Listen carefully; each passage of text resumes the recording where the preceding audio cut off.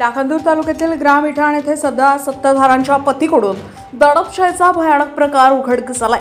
गावच्या महिला सरपंच आणि महिला पोलीस पाटील यांच्या पत्नीनं कायद्याचं धाक दाखवत एका गरीब शेतकरी महिलेला सातत्यानं धमक्या दिलाय।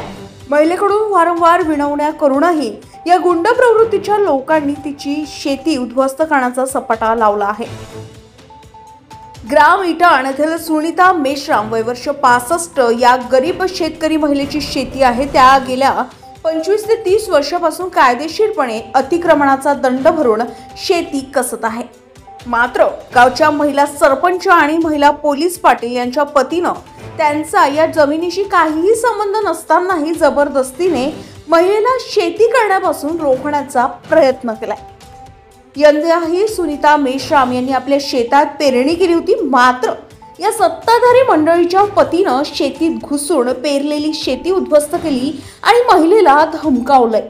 जर पुन्हा इथे शेती करण्याचा प्रयत्न केलास तर गंभीर परिणाम होतील अशा धमक्या देत महिलेला मानसिक आणि शारीरिक छळाचा सामना करावा लागत आहे। सुनीता मेश्राम यांनी याबाबत विचारले असता त्या म्हणाल्या, गावात अनेक लोक अतिक्रमण करून शेती करत आहेत, पण त्यांना कुणीही त्रास देत नाही, मग फक्त मलाच का सतावलं जातो? हा कुठला न्याय आहे? गावातील इतर अतिक्रमण धारकांना सोडून फक्त या गरीब महिलेवर अन्याय होत आहे, या मागे काही मोठं राजकीय षडयंत्र आहे का, असा प्रश्न आता उपस्थित झालाय। गावच्या महिला सरपंच आणि महिला पोलीस पाटील यांनी या प्रकारावर अद्याप मौन बाळगलं। एका गरीब महिलेवर अन्याय होतोय आणि गावाच्या जबाबदार लोकप्रतिनिधींनी गप्प राहायचं, हा प्रकार जर राजकीय छळछात्रेखाली होत असेल तर प्रशासनानं तातडीने याची दखल घेतली पाहिजे। सुनीता मेश्राम यांनी हा संपूर्ण प्रकार पोलीस ठाण्यात आणि स्थानिक प्रशासनाकडे मांडला असला तरी अद्याप कोणतीही ठोस कारवाई झालेली नाही। जर हा अन्याय असा सुरू राहिला तर गावातील शेतकरी व महिलांनी मोठा लढा उभारण्याची गरज आहे। गजा महाराष्ट्र 24 न्यूज करिता आकाश नंदागौडी, लाखांदूर। तुमचं नाव? सुनीता देवीदास मेश्राम। कुठे राहता? इठाण। हा जो शेती आहे तुमची, हे किती वर्षापासून तुम्ही अतिक्रमण केलं शेतीत? 30 वर्षापासून। 30 वर्षापासून जमिनीवर अतिक्रमण आहे? अतिक्रमण आहे। आता किती वर्षापासून मॅक्झिमम तुम्हाला म्हणजे हा जमिनीचा विरोध होऊन राहिला का अतिक्रमण नको करा म्हणून? मला त्रास कोणाचाच नव्हता साहेब अजबरी। मग काही दिवस गेल्यावर मग 15 वर्षापासून मग झाल्यावर या कास्तकारांना त्रास दिलं मला। माझी सातभाऱ्याची आहे म्हणून सनेरी मला त्रास केलं नाही। कास्तकाराचं नाव राजू हनीराम राव यांना त्रास केलं मला। मग याचा त्रास काही दिवसानं 5 वर्ष, पण 5 वर्ष कमीच सांगतो, जास्तच केलं यांना त्रास मला। मग काही दिवस नाही का यांना मग काही समजली असेल सरकारी म्हणून सेनारी, तो त्रास माझा कमी केलं, मग त्यांना त्रास सोडलं। मग पटवाडी साहेबावर कलेक्टर साहेबाकडे गेलो, तहसीलदार साहेबाकडे गेलो। तहसीलदार साहेबांना म्हणलं मला का बाई तुला कोण अटकवते, पेरून खा म्हणलं। तर मी नाही का धुरं पारी भरलो, मी वळा केलो जी आणि पेरणी चालू केलो।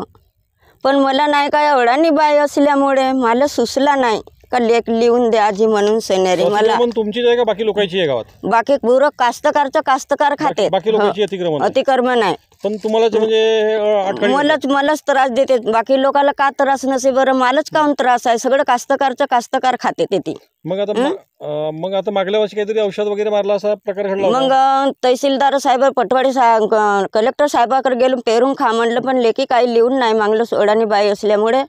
पेरणी चालू केलं मी का नाही, परा गेला होता जी, मी का नाही 30 ते 40-50 किलोमीटर राहून परा आणलो मी डग्यानं। येथे लावणी केलं, पीक पाणी चांगला झाला माझा। येते पीक पाणी साजरा, धान औषधी धान मारलं, चांगला दिसला माझा धान येते। तर या 4 लोकांना का केला माझे त्या धवाई माऱ्याने नाही का अन्याय केला माझी येते। माझ्या धानावर तणनाशक मारला। कोण तणनाशक मारलं? तणनाशक मारलं भाऊराव ढोरे यांना। कशासाठी मारलं तणनाशक? कशासाठी मारलं तर आता कलेक्टर साहेबांना सांगलं त्याला का, आता तहसीलदार साहेबांना सांगलं का जा त्या बाईच्या धानावर औषधी मारून ये, तणनाशक ना त्या बाईच्या अंगावर फवारणी कर म्हणून म्हणलं। तर हे त्याला माहीत आता बाजी, आता तो मला माहीत नाही। तर त्याने मग बापू नको माझ्या धानावर औषधी मारू म्हणलं, तर तणनाशक मारलं ना पूर्ण नाट केलं, वारवून टाकलं माझा धान पूर्ण। तोंडी आला आर, माझी 70,000ची नुकसान झाली। मला ऑप्शन नाही मग कोठे जावाचा. सरपंच पोलीस पाटील का म्हणतात? सरपंच पोलीस पाटील म्हणतात का येते जे कास्तकाराला लागून आहे जागा तो कास्तकार खाऊ शकते, भूमीन बाई नाही खाऊ शकत. तर असा कोठी लिहिला आहे जी ज्याच्या मालकीची जमीन आहे तो अतिक्रमण करून खाऊ शकतो. तो अतिक्रम करून खाऊ शकते. ज्याच्या मालकीकाठी अतिक्रम आहे तो खाऊ शकते, बाकी तुम्ही नाही खाऊ शका. तुम्हाजवळ 5 एकर अर्धा एकर जागा राहते तर 5 एकर खाऊ शकते असं म्हणून ते बोलते जी मालकजी. आणि माझ्या ट्रॅक्टरला सुद्धा लटकावा करतात आणि माझ्या मालाला सुद्धा का नाही औषधी मारलं. त्या पोरांना भावरा ढोऱ्यानं औषधी पूर्ण औषधी म्हणजे तणनाशक मारलं. तणनाशक चॅनलच्या माध्यमातून प्रशासनाला तुमची कोणती मागणी आहे?